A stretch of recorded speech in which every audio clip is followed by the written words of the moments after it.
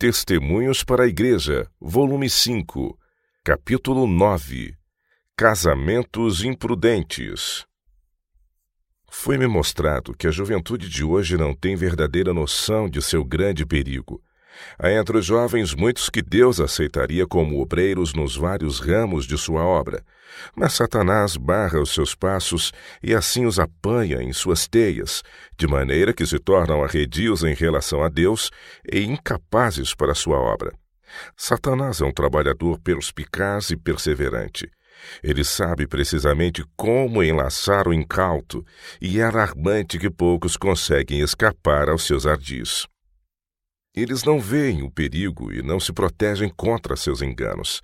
Satanás os anima a se afeiçoarem depressa um ao outro, sem buscar a sabedoria de Deus ou daqueles a quem ele enviou para os advertir, reprovar e aconselhar. Consideram-se autossuficientes e não desejam ser contidos. Seu caso, irmão, é uma ilustração convincente disso. Você se tornou obcecado com a ideia do casamento. Como geralmente acontece com aqueles que têm a mente dirigida para essa questão, as advertências dos servos de Deus exercem pouca influência sobre você. Foi-me revelado o quão facilmente o irmão é afetado pelas influências que o rodeiam. Se você se associar com aqueles cuja mente se conforma a moldes inferiores, tornar-se-á como eles. A menos que o amor e temor de Deus esteja diante de você, seus pensamentos serão os pensamentos deles. Se lhes falta reverência, você também se tornará irreverente. Se eles são frívolos e se entregam à busca de prazeres, você seguirá o mesmo caminho com zelo e perseverança dignos de melhor causa. A jovem a quem você dedica sua afeição não possui profundidade de pensamento ou caráter. Sua vida tem sido frívola e sua mente é muito estreita e superficial. Você tem inflexivelmente recusado as advertências de seu pai, sua amorosa irmã ou amigos da igreja. Venho até você como embaixadora de Cristo, mas seus fortes sentimentos de autoconfiança cerraram-lhe os olhos ao perigo e os ouvidos às advertências. Essa conduta tem sido tão persistente como se ninguém soubesse tanto quanto você, ou como se a salvação de sua alma dependesse de seguir o próprio juízo. Se cada jovem que professa a verdade agisse como você fez, qual seria a condição das famílias e da igreja? Considere a influência do desrespeito que você demonstrou por seus pais, através de uma vontade autocentrada e autossuficiente. O irmão está entre a classe descrita como precipitada e arrogante. Essa paixão causou-lhe a perda de interesses pelas coisas religiosas e o voltar-se para si mesmo em lugar de ter como objetivo a glória de Deus. Nenhum bem pode provir dessa intimidade ou ligação. A bênção de Deus não contemplará essa conduta obstinada que você está adotando. Você não deveria estar ansioso por entrar no relacionamento matrimonial e assumir o encargo de uma família antes de haver estabelecido completamente o próprio caráter. Vejo-o como numa grande escuridão e incapaz de compreender seu perigo. A verdade estava reformando sua vida e caráter, e você estava ganhando a confiança de seus irmãos. Mas Satanás viu que o estava perdendo e aumentou os esforços para enredá-lo em sua astuciosa armadilha, sendo muito bem-sucedido. A debilidade de seu caráter, já previamente descoberta, está agora bem desenvolvida. Você não consegue discernir sua condição, embora essa seja bem evidente aos outros. A luz não incide sobre o homem que não faz qualquer esforço para obtê-la. Quando você percebeu que seus irmãos e irmãs foram ofendidos por sua conduta, era tempo de parar e considerar o que estava fazendo, orar muito e aconselhar-se com homens de experiência na igreja, agradecendo-lhes as orientações. Mas você se perguntou: deveria eu, porventura, seguir os conselhos de meus irmãos, independentemente de meus próprios sentimentos? Eu respondo: a igreja é sobre a terra a autoridade estabelecida por Deus. Jesus disse: em verdade vos digo que tudo o que ligardes na terra será ligado no céu, e tudo o que desligardes na terra será desligado no céu. Mateus capítulo 18, verso 18. Há, de modo geral, muito pouco respeito demonstrado pelo parecer dos membros dessa igreja. É a falta de deferência pelas suas opiniões que causa tantas dificuldades entre os irmãos. Os olhos da igreja precisam ser capazes de discernir em seus membros individualmente o que os que erram não conseguem ver. Poucas pessoas podem ser tão cegas como aquela que está em erro, mas a maioria da igreja é uma força que deveria controlar seus membros. O apóstolo Pedro diz: semelhantemente vós, jovens, sede sujeitos aos anciãos, e sede todos sujeitos uns aos outros e revesti-vos de humildade, porque Deus resiste aos soberbos, mas dá graça aos humildes. 1 Pedro capítulo 5, verso 5. Paulo exorta: amai-vos cordialmente uns aos outros com amor fraternal, preferindo-vos em honra uns aos outros. Romanos capítulo 12, verso 10. Sujeitando-vos uns aos outros no temor de Deus. Efésios 5, 21. Nada façais por contenda ou vanglória, mas por humildade, cada um considere os outros superiores a si mesmo. Filipenses 2, verso 3. A não ser que as recomendações e conselhos da igreja sejam respeitados, ficará ela enfraquecida. Deus deu autoridade à igreja, a qual deve controlar seus membros. Se você for guiado pela verdade e não pelo erro, estará disposto a obedecer a seus pais e atender estritamente à voz da igreja. Suas orações têm sido feitas com a determinação de pôr em prática o que entende ser certo, a despeito da vontade de seus pais ou da igreja. Através de toda a vida você agiu grandemente por sentimentos egoístas.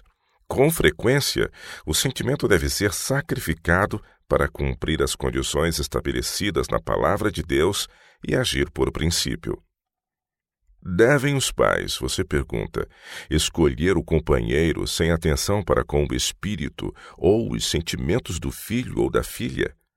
Eu lhe dirijo a pergunta como deveria ser.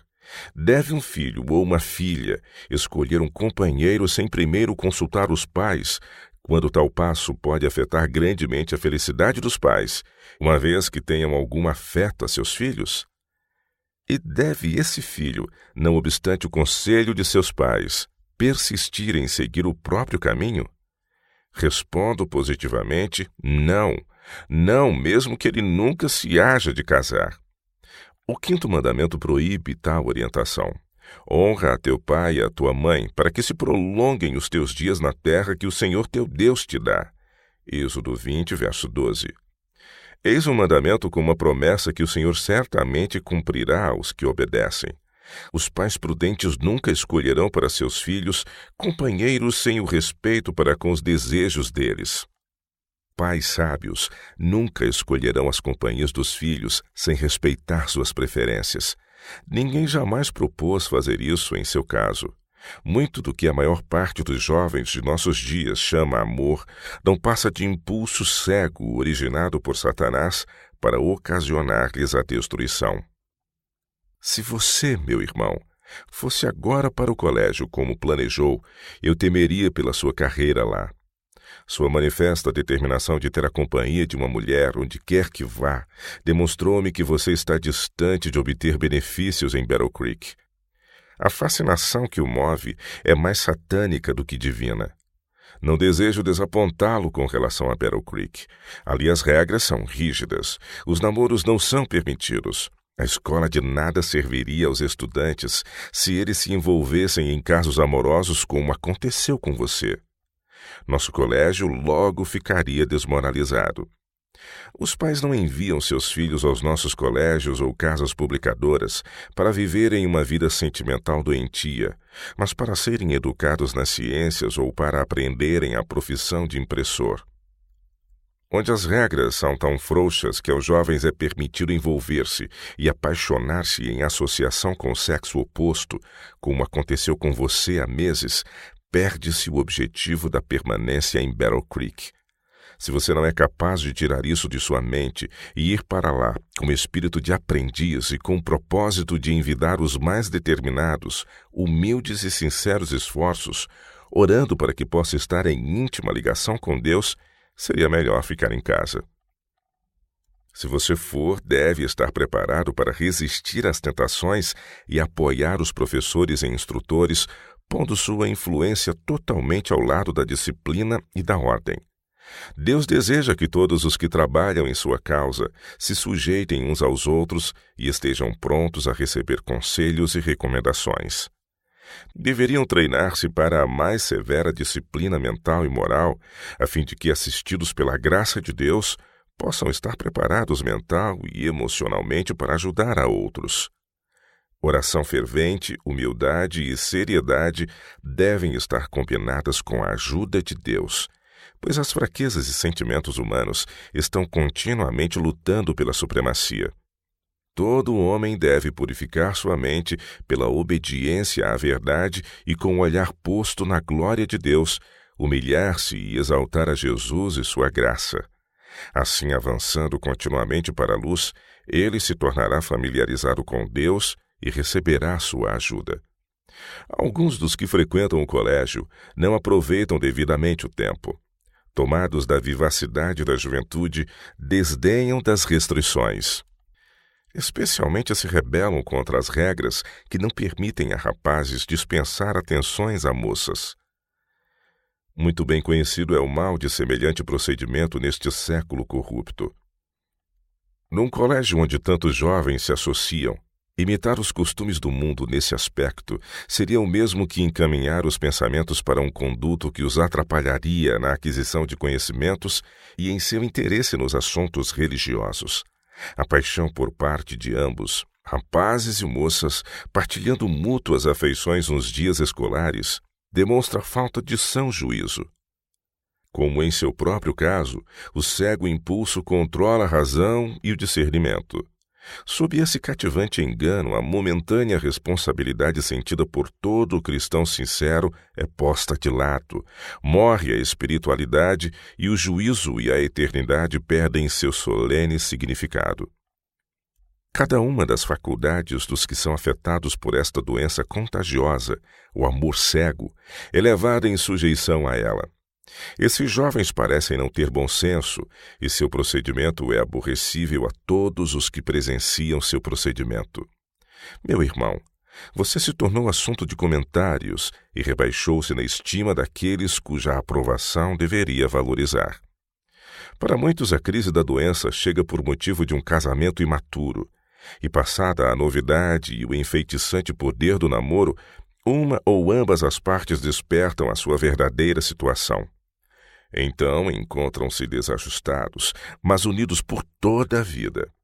Ligados um ao outro pelos mais solenes votos, contemplam de coração deprimido a miserável vida que têm de encarar. Devem então fazer o melhor possível com sua situação. Muitos, porém, não querem isso fazer. Ou se demonstram falsos em relação a seus votos matrimoniais, ou tornam o jugo que persistiram em colocar sobre o próprio pescoço tão torturante que não poucos põem covardemente fim à existência. A associação com os levianos, os superficiais e os céticos, produzirá depravação moral e ruína. Moços e moças confiantes e presunçosos podem ter algo de agradável em suas maneiras, podem ter faculdades mentais brilhantes e habilidades para fazer com que o mal pareça preferível ao bom. Essas pessoas encantarão e fascinarão a alguns e, em consequência, seres humanos se perderão. A influência dos pensamentos e ações de uma pessoa a circunda como se fosse uma atmosfera invisível, que é inconscientemente absorvida por todos aqueles que entram em contato com ela. Essa atmosfera é frequentemente carregada de influências tóxicas que, se inaladas, produzem a degeneração moral. Meu jovem irmão, gostaria de impressioná-lo acerca de sua verdadeira condição. Você precisa arrepender-se ou nunca entrará no reino do céu. Muitos jovens de ambos os sexos que professam piedade não sabem o que é seguir a Cristo. Não imitam seu exemplo em fazer o bem. Amor e gratidão para com Deus não lhes brotam do coração, nem são expressos em palavras e atitudes. Não possuem espírito abnegado nem se encorajam no caminho da santidade. Não queremos que esses jovens se envolvam com a solene obra de Deus, pois professam a Cristo, mas não possuem força moral para assumir posição ao lado daqueles que são sóbrios e vigiam em oração, cuja conversação é sobre o céu e têm a vista voltada para o Salvador. Não estamos ansiosos para que a juventude vá a Battle Creek, pois apesar de professar ser guardadora do sábado, indica pela escolha que faz de suas companhias seu baixo estado de moralidade. As portas de nosso colégio sempre estão abertas àqueles que não professam religião e a juventude que vem a Battle Creek pode ter seus relacionamentos não religiosos, se assim escolher. Se os jovens tiverem motivos justos para se associar com aqueles e suficiente poder espiritual para resistir à sua influência, poderão ser um poder para o bem. Conquanto sejam discípulos, podem tornar-se mestres. O verdadeiro cristão não opta pela companhia de pessoas não convertidas, pelo gosto de fruir a atmosfera que lhe cerca a vida irreligiosa ou para suscitar admiração e aplauso, mas com o propósito de comunicar luz e conhecimento e elevar essa gente a um nobre e alto padrão, a ampla plataforma da verdade eterna. Uma pessoa com motivos puros e desejo de se preparar para fazer reto uso de suas habilidades será uma força para o bem na escola, exercerá uma influência modelar. Quando os pais justificam as queixas dos filhos contra a autoridade e disciplina da escola, não veem que estão aumentando o poder desmoralizador que agora prevalece em tão temível extensão. Toda a influência de que o jovem está cercado precisa estar do lado certo, pois a corrupção juvenil está aumentando. Para a juventude mundana, o amor da sociedade e do prazer tem se tornado uma paixão absorvente. Vestir-se, conversar, tolerar o apetite e as paixões e girar em torno de dissipação social parece ser o grande objetivo da existência. Eles se sentem infelizes se deixados em solidão. Seu principal desejo é serem admirados e adulados e provocar sensação na sociedade, e quando esse desejo não é satisfeito, a vida parece insuportável. Os que põem toda a armadura de Deus e devotam algum tempo cada dia à meditação, oração e estudo das Escrituras estarão em ligação com o céu e terão uma influência salvadora, transformadora sobre os que os cercam. Pensamentos elevados, nobres aspirações, claras percepções da verdade e dever para com Deus serão seus. Ansiarão por pureza, luz, amor, por todas as graças do novo nascimento. Suas orações sinceras penetrarão além do véu. Essa classe possuirá santa ousadia em vir à presença do infinito. Sentirão que a luz e as glórias celestiais lhes pertencem e se tornarão refinados, elevados e enobrecidos por sua íntima familiaridade com Deus. Tal é o privilégio do verdadeiro cristão. Não basta a meditação abstrata, o excesso de atividade não basta. Ambos são essenciais à formação do caráter cristão.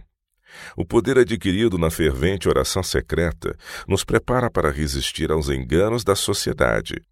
Não obstante, não devemos nos excluir do mundo, pois nossa experiência cristã exige que sejamos a luz do mundo.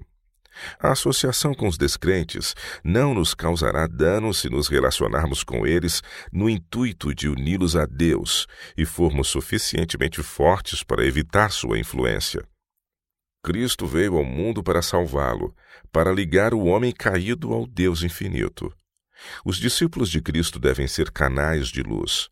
Mantendo comunhão com Deus, devem transmitir àqueles que estão em trevas e erro especiais bênçãos celestes. Enoque não se contaminou com a iniquidade prevalecente em seus dias. Por que ocorreria o contrário conosco hoje? Podemos, à semelhança de nosso Mestre, ter compaixão pela humanidade sofredora, piedade dos desafortunados e generosa consideração pelos sentimentos e necessidades dos indigentes, aflitos e desesperados. Aqueles que são realmente cristãos buscarão fazer o bem aos outros e, ao mesmo tempo, conduzirão sua conversação e comportamento de modo a fruir calma e santificada paz mental. A palavra de Deus requer que sejamos como nosso Salvador, que reflitamos sua imagem, imitemos-lhe o exemplo, vivamos sua vida. Egoísmo e mundanismo não são frutos de uma árvore cristã. Nenhum homem vive para si mesmo e ainda consegue a aprovação de Deus. 5 de setembro de 1879.